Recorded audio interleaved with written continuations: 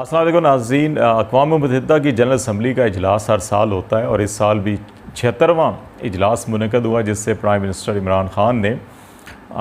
Virtually online उसको ख़िताब किया और इसके अंदर 3-4 इश्यूज़ का उन्होंने अहाता किया। आज हम उनकी तकरीर के हवाले से ज़रा जायज़ा लेंगे कि जिन मौज़ूआत के ऊपर उन्होंने ख़िताब किया, क्या जो पाकिस्तान की जो मफादात हैं या जियोपॉलिटिकल सिनेरियो है उसके अंदर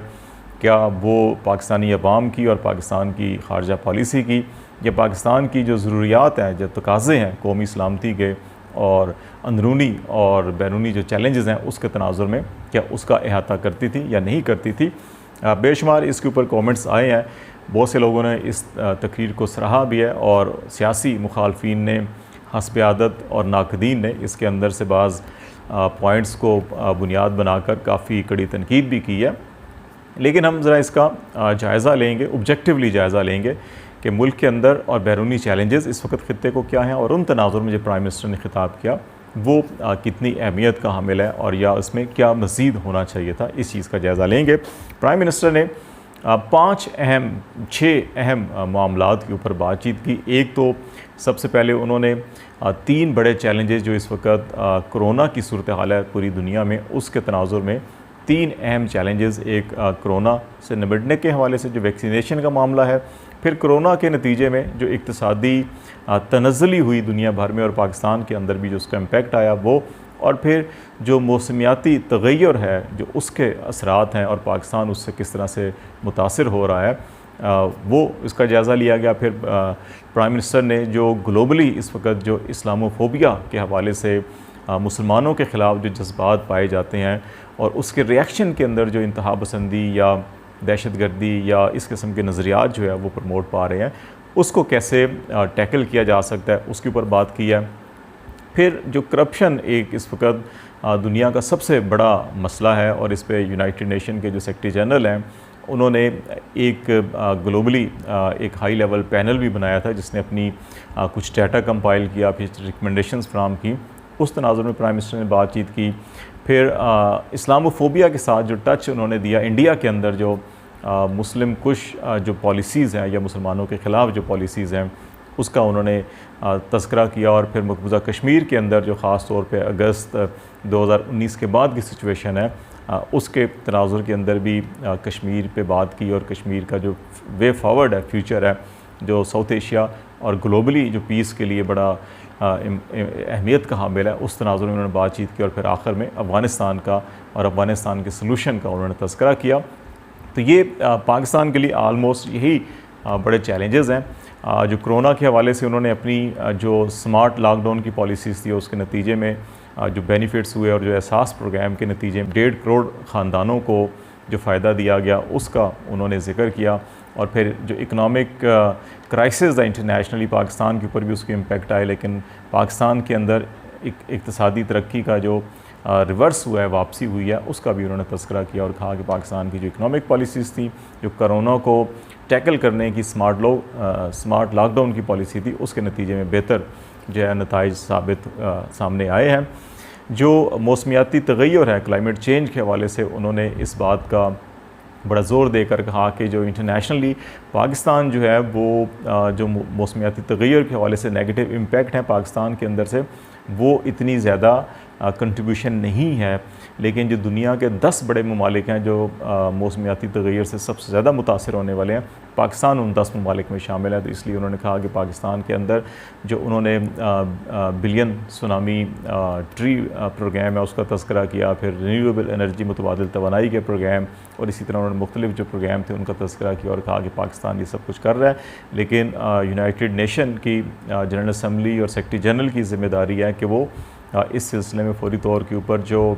यूनाइटेड नेशन के सस्टेनेबल डेवलपमेंट गोल्स के हवाले से जो इजलास है वो 2025 के अंदर जो है वो तलब करें और उसके अहदाफ का रिव्यू करें और जो नई ये सिचुएशन सारी कोरोना की और इकनॉमिक क्राइसिस की और क्लाइमेट चेंज की है इसके तनाजुर में उनको रिव्यू किया जाए और फिर स्ट्रेटजी बनाकर उसके ऊपर सख्ती से अमल दरामद भी करवाया जाए। एक तो ये बात की गई उन्होंने।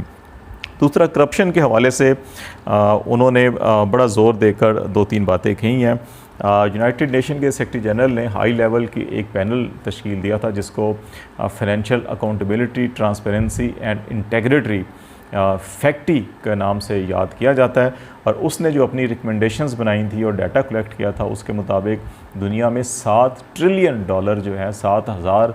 अरब डॉलर जो है वो तरक्की पजीर ममालिक से करप्शन की नज़र हुआ और लूट मार करके वो बड़े ममालिक में जमा करवाया गया, वहाँ पे रखा गया है। तो ये यूनाइटेड नेशन की रिपोर्ट है, ये हमारे नायब की या प्राइम मिनिस्टर इमरान खान की या PTI की नहीं, बल्कि ये यूनाइटेड नेशन के जनरल सेक्रेटरी ने ये जो पैनल बनाया था हाई लेवल का फैक्टी, उसकी रिपोर्ट थी। और ये कहा गया कि हर साल जो है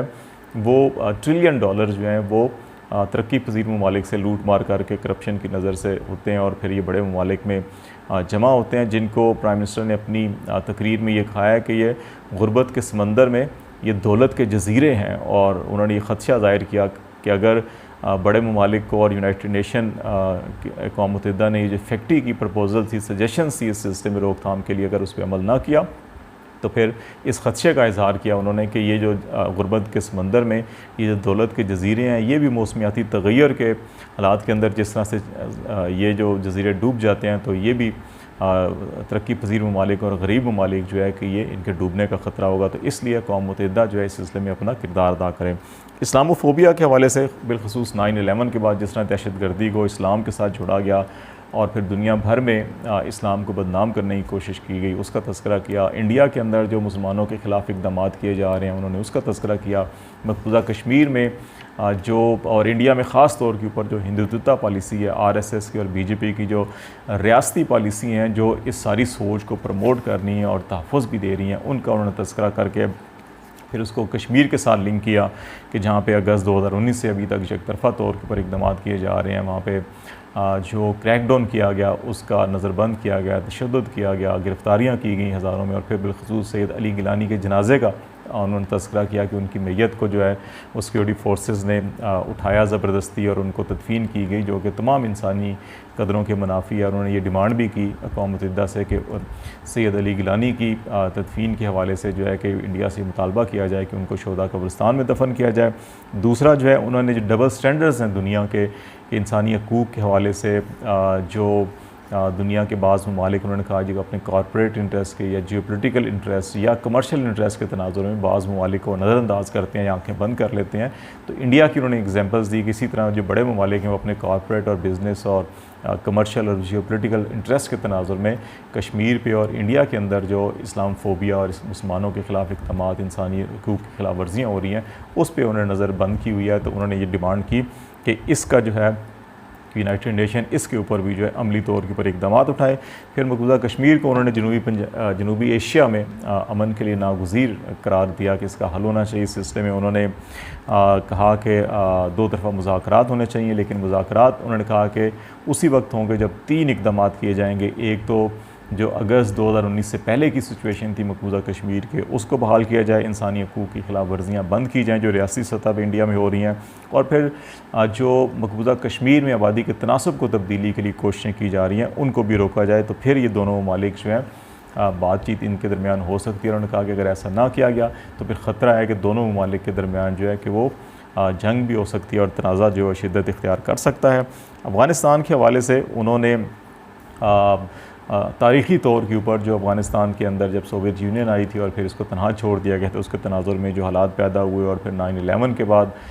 जो पाकिस्तान ने दहशतगर्दी में अमेरिका का साथ दिया, इत्तेहादी बने, 80,000 पाकिस्तानी शहीद हुए, 150 अरब डॉलर की पाकिस्तानी मईशत को नुकसान हुआ और 35 लाख अफराद पाकिस्तान में जो है वो इंटरनली डिस्प्लेस हुए और 480 जो है ड्रोन हमले पाकिस्तान में किए गए और 50 लाख महाजरीन जो यहाँ पर मुंतकिल हुए और अभी भी कुछ 30 से 35 लाख महाजरीन पाकिस्तान में मौजूद है। तो उन्होंने कहा कि अफ़गानिस्तान का जो हल है वो यूनाइटेड नेशन ने अगर फौरी तौर के ऊपर इंसानी हमदर्दी की बुनियाद के ऊपर ना सोचा तो यूनाइटेड नेशन की रिपोर्ट के मुताबिक इस वक्त 50% जो अफ़गानी हैं वो वल्नरेबल कंडीशंस के अंदर हैं और अगर 1 साल के अंदर अंदर हालात को बेहतर ना किया गया तो आइंदा साल ये तादाद 90% जो है वो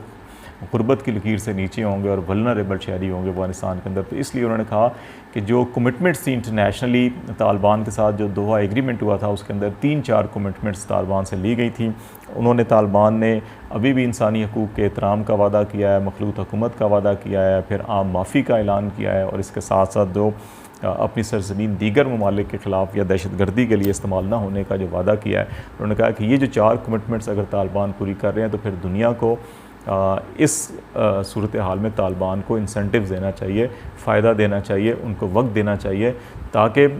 अमली तौर के ऊपर अगर ये इकदाम होते हैं, ये सिर्फ अफ़गानिस्तान के लिए नहीं, दुनिया के अमन और ख़ित्ते के अमन के लिए भी ज़रूरी हैं। तो इनडायरेक्टली उन्होंने तालिबान की वकालत भी की, तालिबान हुकूमत की, और ये कहा कि इसको अगर सपोर्ट किया जाएगा तो ये काम अगर होते हैं तो दुनिया की डिमांड भी यही है, तो अगर ये काम हो जाते हैं तो फिर अफ़गानिस्तान में जो अमन और इस्तेहकाम कायम होगा। तो मजमूई तौर के ऊपर मेरा ख़्याल है कि प्राइम मिनिस्टर का जो ख़िताब है वो एक मुतवाज़न ख़िताब था, और जो पाकिस्तान की कौमी सलामती, जोग्राफियाई सूरत हाल है, सियासी हालात हैं, और इंडिया के साथ जो हमारे तल्लुकात हैं, उसके तनाजुर में एक बैलेंस अप्रोच इख्तियार की गई है। और जो इंसानी इंसानी हकूक़ की रवायात हैं, अक़दार हैं, जो मुसलमान ह्यूमन राइट्स इंटरनेशनल कन्वेंशंस हैं, यूनाइटेड नेशन की रेजोल्यूशंस हैं, उसके तनाजुर में प्राइम मिनिस्टर ने बातचीत की है। और मेरा ख़्याल है कि अगर दुनिया ने ख़ित्ते में और आलमी अमन के लिए कोशिशें करनी है, और उसमें पाकिस्तान से तवक्को की जाती है कि वो मुस्बत किरदार अदा करे, तो फिर इन चीज़ों के ऊपर गौर करना होगा। जहाँ तक सियासी नाक़दीन की या तनकीद की जा रही है प्राइम मिनिस्टर के ख़िताब के बाज़ हिस्सों को लेकर, बिलखसूस जब उन्होंने प्रेसिडेंट अमेरिकी सदर के हवाले से जब उन्होंने बात की कि तालिबान, उन्होंने उस वक़्त की क़यादत को, मुजाहिदीन को वाइट हाउस तलब किया था, और कहा जाता है ये फ़ेक न्यूज़ है क्या है। देखिए, बात यह है कि ये एक तारीख़ी हकीकत है कि सोवियत यूनियन के ख़िलाफ़ मुजाहिदीन को पाकिस्तान ने और अमेरिका ने तैयार किया था, और फिर अमेरिका ने उस वक़्त इनको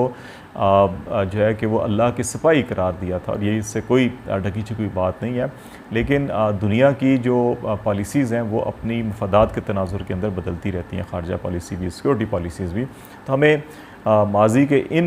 मामलात में उलझने की बजाय ये देखना होगा कि मौजूदा हालात का तकाज़ा क्या, और मुस्तक़बिल के हालात का तकाज़ा क्या, और उनके अंदर क्या बात की जा रही है। उनके हालात के तनाज़ुर अगर देखा जाए तो मेरा ख़्याल है कि बैलेंस अप्रोच थी, और इसमें जो है कि पाकिस्तान हुकूमत को भी इसी अप्रोच के साथ आगे बढ़ना चाहिए, और इंटरनेशनल कम्युनिटी को भी, बिलखसूस यूनाइटेड नेशन के प्लेटफॉर्म से अगर यही अप्रोच इख्तियार की जाए तो कोई वजह नहीं है कि अफ़गानिस्तान के अंदर पायदार अमन कायम हो, और साउथ एशिया के अंदर भी अमन कायम हो। अदरवाइज़ अगर उन्होंने इंडियन प्रोपेगेंडा के पीछे चलना है तो फिर वही हाल होगा जो अफ़गानिस्तान के अंदर इत्तेहादी अफवाज का हुआ। तो अब उन्हें गलती का एहसास हो रहा है और पाकिस्तान से रजू कर रहे हैं। तो मेरा ख़्याल है दोबारा गलती को दोहरा के, वक्त ज़ाया करके, उसका नुकसानात उठाकर अगर इस्लाह की जाए तो फिर बहुत देर हो जाती है। तो देर करने की बजाय एक बैलेंस अप्रोच के साथ आगे बढ़ा जाए तो ये दुनिया के लिए भी और इस खित्ते के लिए भी अमन और पायदार तरक्की के लिए बेहतर होगा।